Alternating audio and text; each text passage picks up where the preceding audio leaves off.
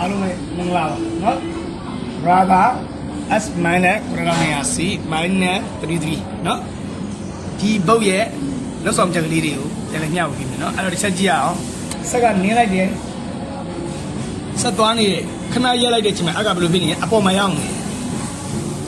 တချို့ screen ဘုတ်ဒီမှာကနော်ဒီ screen မှာအတင်းအချဆိုတာရှိတယ်ဒီမှာမပါဘူးအဲ့တော့ဒီအကိုခဏရက်တဲ့အချိန်မှာအဆိုင်နိုင်အောင်ဘယ်လိုလုပ်မလဲနော်ဒီမှာ CD ဆိုတာရှိတယ်နော်ဒီ CD ဆိုတဲ့ခလုတ်ကလေးနဲ့ဒီအောက်က power ဆိုတဲ့ခလုတ်ကလေးကို on ဆိုတဲ့ခလုတ်ကလေးကိုတွဲနေနော်တွဲနေပြီးမီးပွင့်လိုက်ဟုတ်ပြီနော်နောက်ပြီးရင် AB နဲ့ရှာမယ်အဲ့တော့ up ဆိုတော့အပေါ်မှာလို့ပြောတာနော်အဲ့တော့ကိုကအကိုအောက်ဆက်ကျင်တဲ့တော့ကိုကြည်အောင်ပြောင်းမယ်နော်ပြီးရင် CD ကိုနဲ့အနာခောက်မယ်နော်အနာခောက်မယ်ပြီးရင်ဒါလေးချက်နေဟုတ်ပြီနော်ချက်တယ်ကြည့်အောင်ခုနကလမ်းလည်မှာနားတဲ့ချိန်မှာအတိုင်ကအပေါ်ရောက်မယ်နော်ခုကြည့်အောင်ဟောဒါခုနကကြတော့ခြိတုတ်တယ်နော်ဓာတ်ဖြတ်လိုက်တဲ့ချိန်မှာအတိုင်ကအောက်ကိုအရင်ကျတယ်နော်ဓာတ်ဖြတ်လိုက်တဲ့ချိန်မှာအတိုင်အောက်ကိုအရင်ကျနေဒီတစ်ချက်ကြည့်ပြီနော်ဒီမှာဆိုလဲဘိန်းမာကင်ကတော်တော်လွဲနေနော်မာကင်မကဒီရောက်အဲ့တော့သူကမာကင်ဒီမှာရှိနေရဒါမျိုးလေးရှိနေရနော်အခုကနင်းလိုက်တယ်ခြိပြတ်လိုက်ရင်မာကင်လွဲနေတုတ်တဲ့ position နဲ့မှားနေတယ်နော်ခြိတုတ်တဲ့ position မှားနေအဲ့ဒါကိုဘယ်လိုလိုက်မလဲချက်ကြည့်အောင်ဒီခလုတ်ကလေးကိုနှိပ်ပြီးတော့မီးဖွင့်မယ်ပြီးရင် AB ခလုတ်လေးကိုနှိပ်မယ်ဒီမှာနော်အစာရဘာကနန်းလေးပဲဖြစ်ဖြစ်တွေ့ပြီဆိုရင်သူ့ကိုဘယ်လောက်ပြောင်းမလဲဆိုတော့ -5 ကိုပြောင်းနော်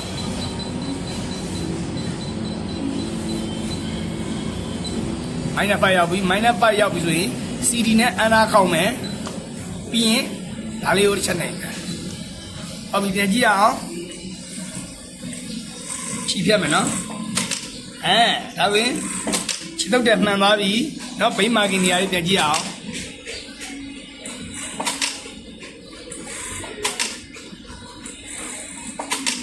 ဒီနော်ဒါဆိုရင်ခြိတုတ်တဲ့ position ကိုနားလိုက်ပြီလို့ညော်လင်းတယ်နော်နောက်တစ်ခုကိုကြည့်ရအောင်အခုကနင်းလိုက်ရင်မှန်မှန်နော်ခဏပြလိုက်မှဒါကလုံးဝမလှုပ်ဘူးနော်ဒါလိုက်ပိတ်နော်ဒါလိုက်အပိတ်ဖွင့်ဘယ်လိုလုပ်မလဲတစ်ချက်ကြည့်မယ်နော်ဒီပိတ်လိုက်ဒီပိတ်ပြီးသွားလို့ရှိရင် CD လေးကိုနှိပ်ပြီးတော့ဒီကလုတ်ဖွင့်လိုက်နော်ပြီးရင်ဘာလဲရှာမယ်နော်ဒီလေးနဲ့ရှာမယ်ပြေးနေ3ရက်နှိပ်လိုက်တယ်ဒါလေးပေါ်လာပြီနော်ဒါလေးပေါ်လာပြီဆိုရင် AB ကိုတစ်ချက်နှိပ်မယ် AB မှာဆိုရင်သူက on တိုင်း off မယ် off တိုင်း on မယ်နော်အဲ့တော့ဒီမှာ on ရဖြစ်တဲ့အတွက်ကို off ပေးလိုက်မယ် off ပေးမယ်ပြီးသွားလို့ဒီမှာလုပ်မယ် CD နဲ့အနာခောက်မယ်ပြီးရင်ဒါလေးတစ်ချက်နှိပ်မယ်ဒါဆိုရင်ဒါလိုဒါလိုင်းကပြန်ပွင့်သွားပြီ okay နော်နောက်တစ်ခုကြည့်ရအောင်နော်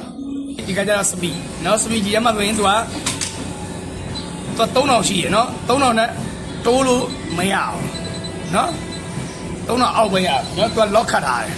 နော် lock ခတ်ထားတာကို lock ပြန်ဖြီးမယ် speed ကို lock ခတ်မယ်ဘယ်လိုလုပ်မလဲဒါကိုတစ်ချက်ကြည့်အောင်နော်အဲ့တော့ video ချက်ပေးလိုက်မယ် CD ကိုစက်နေမယ် CD ကိုချက်နေပြီးမီးပွင့်မယ်နော်ပြီးသွားရင်ဒီခလုတ်လေးနဲ့ရှာမယ်နော်ဒီခလုတ်နဲ့ရှာမယ်နော်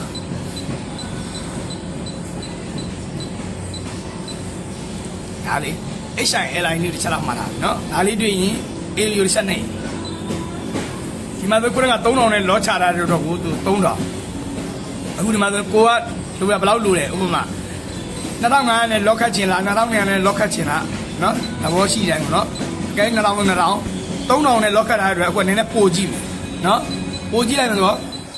ခုန3000အခုက9000ကြီးရတယ်နော်အဲ့တော့9000ကြီးချကြည့်မယ်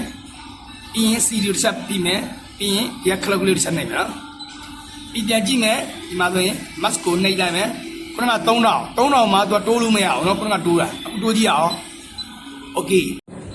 ဒီကကြတော့ final result ချပြီးပြမယ်နော် first story result ချပြီးအဲ့လို result ကြလားမကြလားသိအောင်ကြည့်အောင်ဒီမှာဆိုရင် speed ဘယ်လောက်ထိရှိလဲ3500ရှိတယ်နော် အဲ့တော့ဒီကောင် reset ချဖို့ဘယ်လိုနှိပ်ရလဲဆိုတာချက်ကြည့်မယ်အဲ့တော့မီးချက်ပေးလိုက်မယ် ABCD ဆိုတဲ့ကလပ်လေးပြီးတာမီးကိုတစ်ချက်ဖွင့်မီးတစ်ချက်ဖွင့်မယ်အဲ့ဒါပြောရရင်နော်အဲ့ဒါပြသွားပြီးရင်ဒီကလပ်လေးကိုဖိတာတိုင်းမြည်ရင်ပြီးသွားပြီပြီးသွားရင် AB လေးတစ်ချက်နှိပ်လိုက်ဒါဆိုရင် reset ကြပါပြီနော်